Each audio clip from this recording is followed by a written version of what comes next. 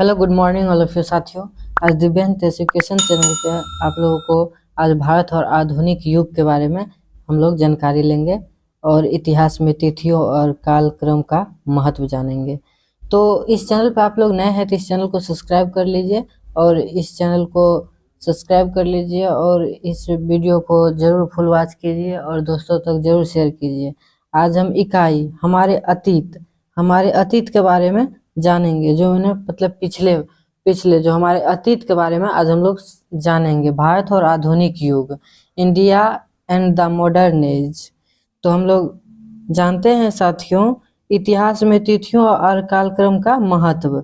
वर्तमान की घटनाओं को समझने और भविष्य की प्रक्रियाओं को अनुमान लगाने के लिए ऐतिहासिक अतीत की घटनाओं का विश्लेषण करना पड़ता है। मतलब वर्तमान में जो घटनाओं को समझने और भविष्य की प्रक्रियाओं का, मतलब वर्तमान में जो घटना हुई है और भविष्य की जो क्रिया मतलब काम किया जाता है, उसको अनुमान लगाने के लिए ऐतिहासिक अतीत की घटनाओं का विश्लेषण करना पड़ता है।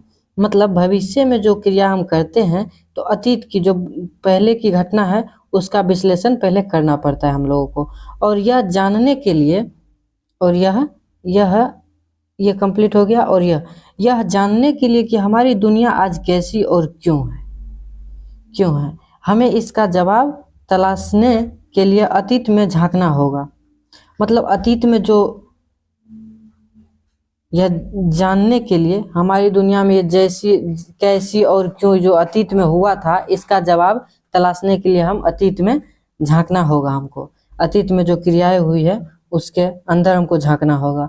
और यहाँ तिथियों घटनाओं के कालक्रम अतीत की घटनाओं के बीच कारण और प्रभाव की समय रेखा के बिना पूर्ण नहीं हो सकता है। मतलब रेखा के बिना पूर्ण नहीं हो सकता है। अब हम लोग आगे की देखेंगे साथियों कि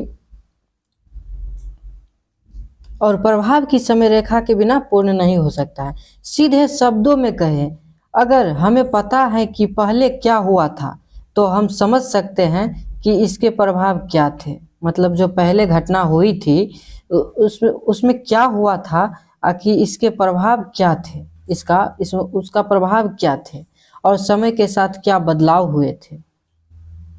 अतीत में जो समय के साथ बदलाव हुए थे, तो इतिहास निश्चित रूप से बताता है कि अतीत में वस्तुओं कैसी थी। अतीत में अब वस्तुएं कैसी थी, वस्तुएं जना मानव वस्तु पेड़ पौधा, ये सब क्या पहले कैसे थे, देख रहे हैं ये सब पहले कैसे थे और समय के साथ क्या परिवर्तन हुए हैं। तो अगले वीडियो देखते। लेकिन इतिहास में समय हमेशा किसी विशेष वर्ष या महीने के हिसाब से ठीक नहीं होता है। हम हमेशा एक निश्चित तारीख तय नहीं कर सकते हैं। उस प्रक्रिया को चिन्हित करने के लिए जो अतीत में घटना हुई हो। उदाहरण के लिए कृषि एक ही दिन में विकसित नहीं हुआ है। कृषि को साल वर्ष लग जाता है उपजाने में।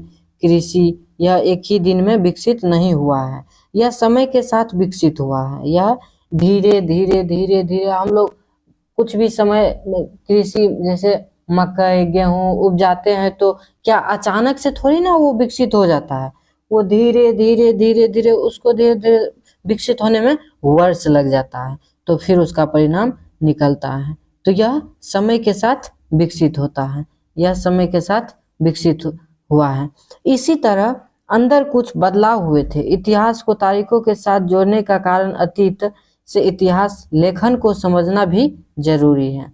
लेखन का मतलब लिखना, मतलब लेखन का भी समझना जरूरी है। इतिहास को तारीखों के साथ जोड़ने के कारण अतीत से इतिहास लेखन को समझना भी जरूरी है। एक समय था जब इतिहास युद्धों और बड़ी घटनाओं का एक प्रमुख लोगों के गतिविधियों और उनके द्वारों की गई चीजों का लेखा जोखा हुआ करता था। तो अब आम लोगों के जीवन को समझने, उनकी आजीविका, उन्होंने क्या खाया अतीत में, ये सब जानकारी प्राप्त कर रहे हैं। उन्होंने क्या खाया, शहरों का विकास कैसे हुआ, ये सब धीरे धीरे जान रहे हैं। तो बाजार कैसे बने, कैसे राज्यों बने, नए विचारों का प्रसार कैसे हुआ, प्रसार मतलब बिखरना कैसे हुआ, कैसे संस्कृतियों और समाजों में बदलाव आया आदि पर ज्यादा जोर दिया जा रहा है। और इसने निश्चित रूप से इतिहास को देखने, लिखने और अतीत की घटनाओं को समझने का तारीख बदल दिया।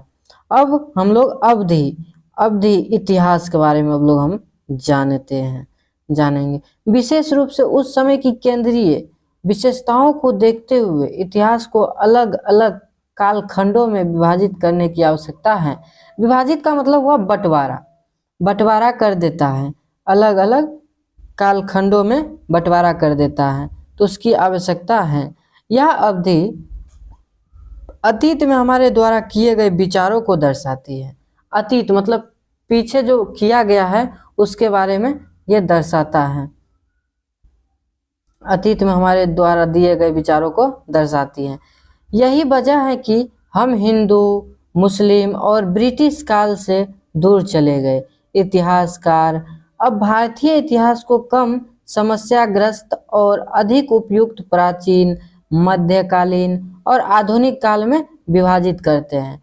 चूंकि हमने भारतीय इतिहास के प्राचीन मध्ययुगीन काल का अध्ययन पहले ही कर लिया है, इसलिए अब हम 18वीं शताब्दी की शुरुआत से लेकर स्वतंत्र भारत अर्थात 1947 तक के काल का अध्ययन करेंगे। मतलब ये जो 18वीं शताब्दी की शुरुआत से लेकर और स्वतंत्र हमारा भारत स्वतंत्र जो अर्थात 1947 तक के काल का अध्ययन करेंगे।